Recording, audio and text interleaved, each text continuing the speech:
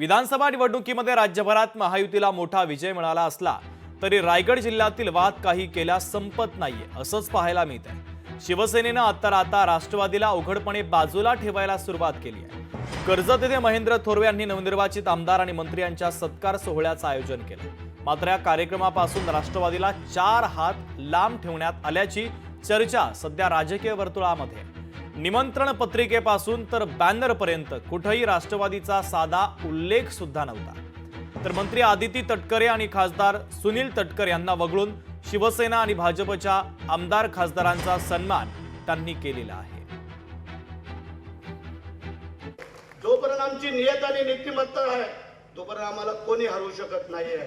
आम्हाला बरेचशा लोकांनी प्रयत्न केला पण त्यांचा सत्यानाश झाल्याशिवाय राहणार नाही, हा माझा आज तुम्हाला शब्द आहे। आम्ही काय केलं होतं, जर आमचे रवी पाटील दळवी साहेब आम्ही जर नसतो तर आज तुमची काय अवस्था झाली असती लक्षात ठेवा।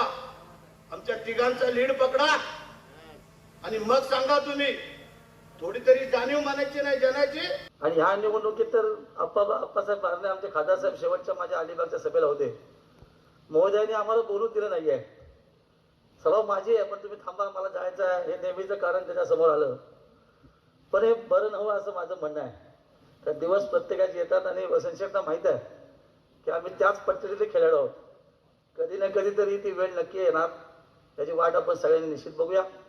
पण महेंद्रने केलेलं 5 वर्षाचं काम खऱ्या अर्थाने त्याला योगदान देऊन निश्चित केलं।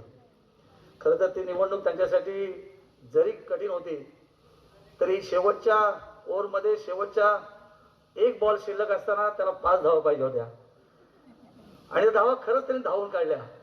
6 मारला नाहीये तरी धावून काढल्या।